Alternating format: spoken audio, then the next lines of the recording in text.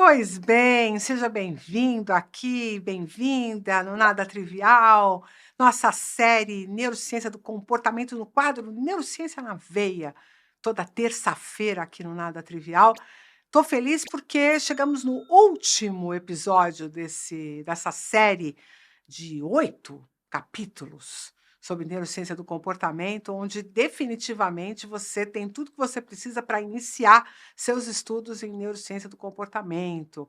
Obviamente que tem autores que vão detalhar muito mais, muitos elementos do que a gente trouxe aqui, e eu mesma estou, né, debruçada sobre o meu próximo livro, que tem como tema central esse aspecto da neurociência do comportamento e os processos de mudança comportamental.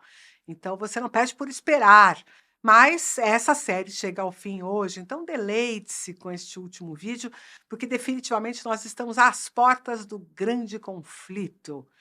Um conflito que eu já comecei a te contar no vídeo passado, que diz respeito a justamente como é que o nosso sistema equaliza, né? Como que ele vai escolher os comportamentos que ele quer executar. E nem sempre isso está à mercê da nossa consciência. É por essa razão, inclusive, que muita gente diz que a neurociência descobriu que nós não temos livre-arbítrio. Eu sou meio dissidente nessa história, as pessoas ficam um pouco chateadas comigo, mas você vai entender no vídeo de hoje por que que eu penso um pouco diferente disso. Porque na minha percepção e no meu conhecimento, essa ideia de livre-arbítrio é algo que ao longo da vida nós somos capazes de ir construindo, aprimorando, melhorando.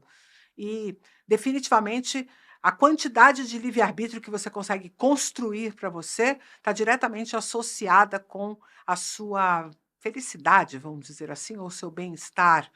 E o próprio processo de envelhecimento com qualidade tem a ver com esse aprimoramento. Mas deixa eu te explicar isso com calma, porque isso realmente é um tema central, não só para a neurociência, mas na vida humana, né? Contei para vocês no vídeo passado também, se você não assistiu, já dá pausa nesse aqui agora e volta lá, porque senão você não vai conseguir aproveitar grande parte dessa história que eu quero te contar hoje. Eu citei o autor Daniel Kahneman, né? Foi prêmio Nobel, um psicólogo prêmio Nobel de Economia, que trabalhou justamente sobre a dualidade do sistema de tomada de decisão à luz das decisões econômicas. Ele escreveu um livro famosão, Rápido e Devagar, Duas Formas de Pensar, e no vídeo passado nós tratamos muito dessa questão do sistema rápido, do sistema automático, daquilo que a própria construção ali dos núcleos da base, através da dopamina, somada à função do cerebelo, automatizando os circuitos cerebrais, pode entregar ali um tipo de comportamento que nós vamos até mesmo entender como se fosse um traço de personalidade daquele indivíduo, né? Essas coisas estão muito conectadas. Mas no vídeo de hoje eu preciso centrar o meu olhar para uma área do sistema nervoso muito falada, muita gente fala sobre ela, que é o córtex pré-frontal. Primeira coisa, muita gente diz assim: "Ah, o córtex pré-frontal é o neocórtex". Não sei se isso faz algum sentido para você. A palavra neocórtex tem algum significado aí no seu imaginário, né, mas isso não é bem verdade. Todo o córtex cerebral humano é do tipo neocórtex. E o que que a gente chama de neocórtex? É um córtex formado por 6 camadas de células. Todo o córtex humano é formado por 6 camadas. Tem 2 pequenas exceções, que é o hipocampo, que é um tecido cortical, mas super diferenciado, com um papel, uma funcionalidade muito específica, e ao invés de 6 camadas, ele vai ter 3 camadas, e uma região ali do sistema emocional, uma região pequena, muito ligada ao processamento do olfato, chamado córtex piriforme, que tem 3 camadas, né, de córtex, como tem o córtex dos répteis. Isso a gente chama de paleocórtex, né? Então, o hipocampo é o arquicórtex, e essa região do piriforme é o paleocórtex. E o restante, todo o restante é neocórtex, tá? Então, só para arrumar essa definição. Então, vamos ao córtex pré-frontal. E o que está acontecendo no córtex pré-frontal? O córtex pré-frontal ele tem eh, duas interfaces funcionais muito interessantes. Uma delas é a interface dorso-lateral. Como é que é isso? É essa porção que fica justamente na porção mais dorsal do cérebro e mais lateral. Então, essa parte dorso-lateral do córtex pré-frontal está muito próxima das áreas de planejamento motor, áreas ali do córtex frontal, que são áreas motoras, tanto a área primária quanto a área secundária motora, que planejam, inclusive comportamentos. Então, existe uma parte do córtex pré-frontal que está muito próxima a essa área mais mão na massa, vamos dizer assim, e que vai ser muito responsável pelas chamadas funções executivas, que são que tipo de função? As funções que requerem que o indivíduo tenha uma certa atenção, foco, concentração mesmo e consciência para realizar. Então é quando você não sabe fazer alguma coisa, né, que você não tem um automatismo sobre alguma coisa, que você precisa se concentrar para realizar. Seja porque você está aprendendo um instrumento musical, ou seja porque você está pensando num problema novo, ou porque você está tentando equalizar ali uma questão acerca da própria neurociência. Digamos, você ainda não tem pensamentos automáticos sobre neurociência, porque é um conhecimento que você ainda está construindo. Então, para você poder direcionar o seu fluxo de pensamento, você precisa dessas regiões de função executiva que estão no córtex pré-frontal dorso lateral. E estas áreas vão ser muito importantes para dirigir um planejamento do comportamento, especialmente, pessoal, para construir novas intencionalidades. Muita gente acha que esse planejamento do comportamento tem a ver com o tempo presente, mas em geral ele vai ter muito mais efeito no futuro do que no aqui e agora. Porque geralmente no aqui e agora eu estou usando o sistema que eu já tenho, os recursos que eu já desenvolvi, que estão nos meus automatismos.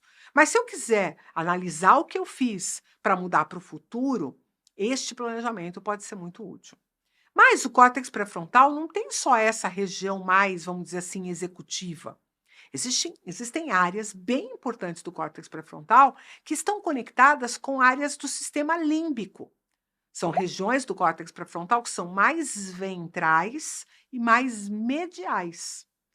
Então, por exemplo, o córtex orbitofrontal, que fica justo acima da nossa órbita ocular e que está diretamente relacionada a essa interface do córtex pré-frontal com o sistema emocional.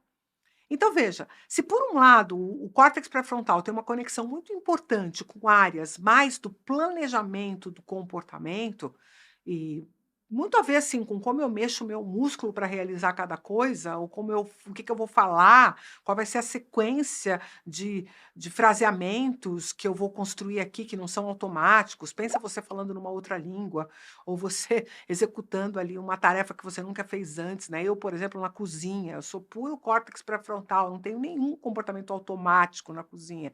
Eu preciso pensar em cada movimento que eu vou fazer com cada coisa. Mas ao mesmo tempo que existe esta porção do córtex pré-frontal, tem uma outra que está muito conectada com as emoções e que vai estar diretamente associado com a influência da nossa dinâmica emocional no próprio plano do nosso comportamento. Então, por exemplo, as funções de tomada de decisão éticas. Quando você é colocado sob um dilema ético, esse dilema ético tem um impacto emocional muito importante, né? Você já deve ter pensado, alguém já deve ter te apresentado um dilema ético famoso, que assim, você está numa cabine de um maquinista de uma estação de trem. Aí esse maquinista resolve sair, né? Tudo meio fantasioso, mas ah, no final o resultado é importante. Aí esse maquinista resolve sair para fazer um lanche e pede para você não mexer em nada, porque está tudo resolvido, tudo arrumadinho para todos os trens que vão passar e que você não precisa fazer nada. Só que você fique ali, né? Observando, porque você está lá porque você quer ver os trem passar. Muito bem. Só que você repara que um dos trilhos está posicionado de forma a gerar aí um acidente. Digamos que você se deu conta de que tem um erro ali no trilho, e que está vindo um trem. E que se você deixar o trilho na posição que está, esse trem vai descarrilhar e vai acabar pegando umas crianças que estão brincando ali perto. Então você tem como, né, desobedecer, vamos dizer assim, o maquinista e modificar a posição daquele trilho para evitar que esse acidente aconteça. E aí começam os dilemas éticos, né? Bom, se você mudar o trajeto do trem, você vai salvar as crianças, mas o trem pode ter um excesso de velocidade, ter um acidente, todo mundo que vai estar no trem vai morrer. Você vai mudando. Ah, o maquinista é seu, né, a pessoa que está dirigindo o trem lá, ó, a pessoa que está o maquinista mesmo, né, do trem, é seu pai, sei lá eu, você pode colocar a variável que você quiser e você vai perceber que a sua tomada de decisão vai mudando à medida que a sua emocionalidade com relação ao tema vai mudando. Então a gente percebe que boa parte da nossa perspectiva ética ou moral tem muito a ver com a nossa dinâmica emocional. E então essas regiões do córtex pré-frontal médio ventral, né, mais ou ventromedial, tanto faz, né, os 2 nomes estão dizendo a mesma coisa, é mais ventral e mais medial, são regiões mais conectadas com as áreas emocionais. Portanto, a junção do córtex pré-frontal, ou o papel do córtex pré-frontal é tentar integrar estas coisas que são importantes do ponto de vista ético, moral, religioso, muitas vezes, com os planos, inclusive, céticos, vamos dizer assim, daquilo que você deseja, né, construir para você. E aqui vive o conflito possível entre nós, né? Para além até mesmo do conflito que a gente apresentou no vídeo passado, que era apenas seguir os seus desejos, né? Aqui existe um conflito muito interessante que é entre o indivíduo e as necessidades do indivíduo desse ego e as necessidades coletivas, sociais. Então, parte do nosso desenvolvimento social ou sociocultural tem a ver com resolver esses conflitos e ampliar a nossa perspectiva. O altruísmo, o genuíno altruísmo tem a ver com isso, né? A empatia que constrói comportamentos edificantes tem a ver com esse conflito que vai ocorrer entre essas regiões.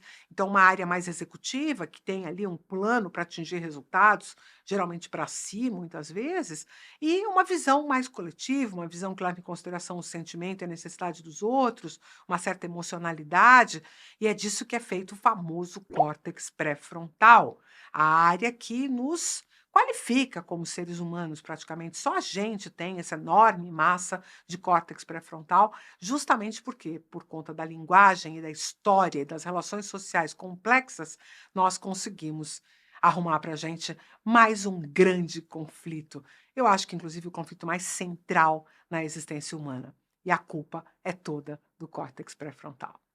É assim que a gente encerra essa nossa jornada pelas áreas do cérebro, sua fisiologia e o papel delas no comportamento. Obviamente, teria muito mais coisa para a gente verticalizar em cada um desses temas, mas eu estou guardando isso para que você possa se debruçar e ler no livro que eu estou construindo sobre o tema, e também de tantos outros autores, como é o caso próprio do Sapolsky, que tem o livro Behavioral, né, o Comporte-se, que é um livro que tem coisas que ali eu discordo, mas é muito bom de uma forma geral, e tantos outros que discutem comportamento, como é o caso do subliminar, né?